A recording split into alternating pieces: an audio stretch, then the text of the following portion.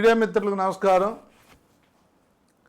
ఈ రాష్ట్రంలో ఇప్పుడు ఏ శుభకార్యం జరిగినా, ప్రభుత్వ పరంగా రాష్ట్రానికి ఏ మేలు జరిగినా గౌరవ ముఖ్యమంత్రి కానీ, ఉప ముఖ్యమంత్రి పవన్ కళ్యాణ్ గారు కానీ, ప్రధాని నరేంద్ర మోడీ గారు కానీ వచ్చి రాష్ట్రానికి ఏ మంచి పని చేసినా దానికి ముందు దాని తర్వాత విషం కక్కటం అనేది ఈ వైసీపీ పార్టీకి ఆనవాయితీగా మారింది. దురదృష్టం ఏంటంటే ఒక మంచి కార్యక్రమం తలపెట్టినప్పుడు దాని విలువ, దాని గౌరవం తగ్గే విధంగా ముందు రోజో ఆ ఏరియాలో ఏదో ఒక ఇష్యూ తీసుకుని డిస్టర్బ్ చేసి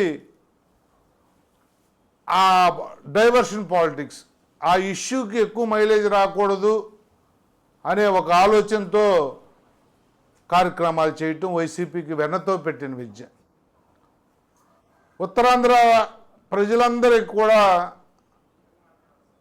ఒక మంచి డెవలప్మెంట్ కార్యక్రమం అనేది భోగాపురం ఎయిర్పోర్టు, శ్రీకాకుళం, విజయనగరం, విశాఖపట్నం ఈ 3 జిల్లాలు కలిసిపోయే విధంగా ఎక్కడా కూడా డెవలప్మెంట్ ఆగకుండా ముందుకు పరుగులు తీసే కార్యక్రమం జరగబోతూ ఉంటే ఒక రోజు ముందు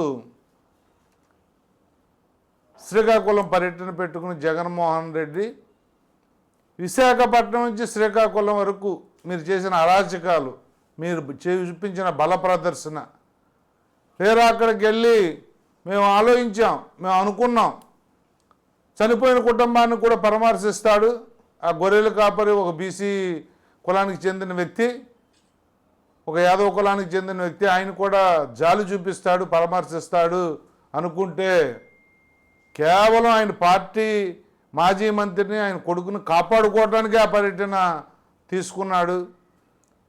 45 సంవత్సరాల వాడు ముసలోడైపోయాడు, చనిపోయిన ఏమీ పర్లేదులే అన్నట్టుగా ఆయన మాట్లాడిన తీరు,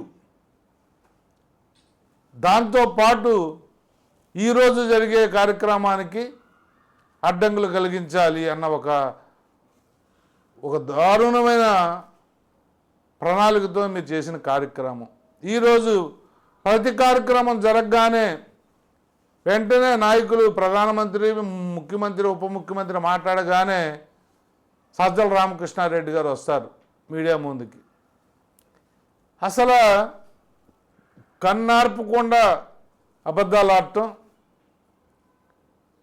ఎర్ర బస్సు రాని ప్రాంతానికి ఎయిర్ బస్సు ఎందుకు అని చెప్పి మాట్లాడిన జగన్మోహన్ రెడ్డి మాటలు, విశాఖపట్నానికి వైజాగ్ ఎయిర్పోర్ట్ చాలదా, మళ్ళీ ఆ భూములన్నీ తీసుకుని అక్కడ ఎయిర్పోర్ట్ కావాలని మాట్లాడిన మాటలు, ఇవన్నీ కూడా మా చెవుల్లో ఇంకా మారుమోగుతూ ఉన్నాయి.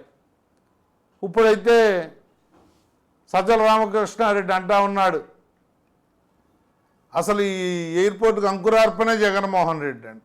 ఎయిర్పోర్ట్కి పర్మిషన్లన్నీ జగన్మోహన్ రెడ్డి గారి టైంలో వచ్చాయట.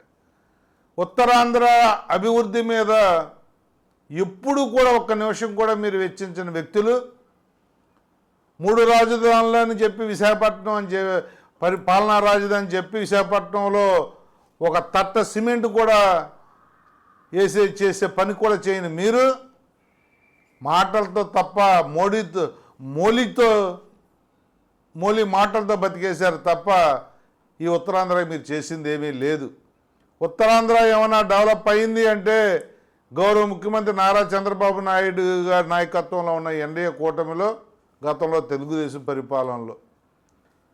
పవన్ కళ్యాణ్ గారిని విమర్శిస్తూ ఉన్నాడు సజ్జల రామకృష్ణారెడ్డి. పవన్ కళ్యాణ్ గారు రకరకాలుగా మాట్లాడతాడని చెప్పి రకరకాలుగా మాట్లాడింది, ఒక ఇష్యూని ట్విస్ట్ చేసి మీరు చేసినట్టు కూడా ఓనర్షిప్ తీసుకునే మనుషులు మీరు. గూగుల్ వస్తే అది మా ప్రతిభ అంటారు. అంతకుముందు గూగుల్ ఎందుకు అన్న వ్యక్తులే వీళ్ళంతా కూడా. అన్ని పరిశ్రమలు కూడా రాకముందు విమర్శించడం, ఈ ఎన్డీఏ కూటమి తెచ్చిన తర్వాత అది మాదే అని చెప్పుకోవటం మీకు వెన్నతో పెట్టిన విద్య. ఏ రోజు కూడా పవన్ కళ్యాణ్ గారు భోగాపురం ఎయిర్పోర్ట్ గురించి నెగిటివ్గా మాట్లాడింది లేదు. ఎప్పుడు పవన్ కళ్యాణ్ గారు మాట్లాడినా ఎయిర్పోర్ట్లు రావాలి, పరిశ్రమలు రావాలి, రాజధాని రావాలి, భూములు కూడా జాగ్రత్తగా వాడాలని చెప్పారే తప్ప వద్దు అన్నది ఎప్పుడు పవన్ కళ్యాణ్ గారు అనలేదు. సజ్జల రామకృష్ణారెడ్డి గారు దాన్ని గమనించమని చెప్పి మేము కోరుతా ఉన్నాం. ఎప్పుడు ఒక మంచి కార్యక్రమం అయితే ఈ నిజంగా మిగతా రాష్ట్రాల్లో పక్కనున్న తమిళనాడు కానీ కర్ణాటక కానీ ఆ రాష్ట్రానికి ఒక మేలు జరిగితే ప్రతిపక్షాలు కూడా అధికార పార్టీకి సపోర్ట్గా నిలుస్తాయి. దౌర్భాగ్యం ఏంటంటే జగన్మోహన్ రెడ్డి గారు రాజకీయాల్లోకి వచ్చిన తర్వాత ఒక మంచిని కూడా మంచి అనకుండా విషం కక్కుతా ఉన్నారు ఆయన కానీ ఆయన మనుషులు కానీ. పర్టికులర్గా ఈరోజు సజ్జల రామకృష్ణారెడ్డి గారు మాట్లాడిన దాన్ని తీవ్రంగా ఖండిస్తూ ఉన్నాం. పవన్ కళ్యాణ్ గారు ఈ రాష్ట్ర దేశ భవిష్యత్తు కోసం అహర్నిశలు కష్టపడుతున్న వ్యక్తి. ఈ యువత కోసం ఈరోజు ఆయన స్పీచ్లో కూడా చెప్పారు, ఈ దేశ యువతే ఈ దేశానికి సంపద. 22 సంవత్సరాలు 21 సంవత్సరం దాటిన యువతంతా కూడా రాబోయే రోజుల్లో ఉద్యోగ ఉపాధి అవకాశాలు మెండుగా రావాలి అని చెప్పి ఆకాంక్షించిన వ్యక్తి. అలాంటి వ్యక్తిని ఈరోజు విమర్శించడం అనేది మేము తీవ్రంగా ఖండిస్తూ ఉన్నాం. ఎప్పుడు ఒక మంచి కార్యక్రమం జరిగినా దాన్ని అడ్డుకోవటానికి, కేసులు వేయటానికి, దాన్ని తక్కువ చేసి చూపించడానికి మీరు వెళ్తున్న విధానాన్ని కూడా తీవ్రంగా ఖండిస్తూ ఉన్నా. ఒకే ఒక్క మాట చెప్పి నేను ముగిస్తా. సజ్జల రామకృష్ణారెడ్డి గారు అన్నీ మీరే చేస్తే ప్రజల చేత ఎందుకు తిరస్కరించబడ్డారో కూడా ఒక ఆలోచన చేయమని చెప్పి నేను కోరుతా ఉన్నాను.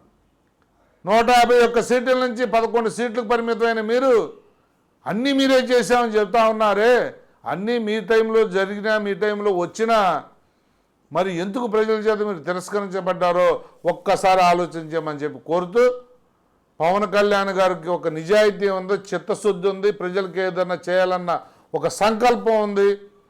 పవన్ కళ్యాణ్ గారిని విమర్శిస్తే ఆకాశం వైపు చూసి ఉమ్మేసినట్టే, ఖబర్దార్ జాగ్రత్త అని చెప్పి హితవు పలుకుతా ఉన్నారు.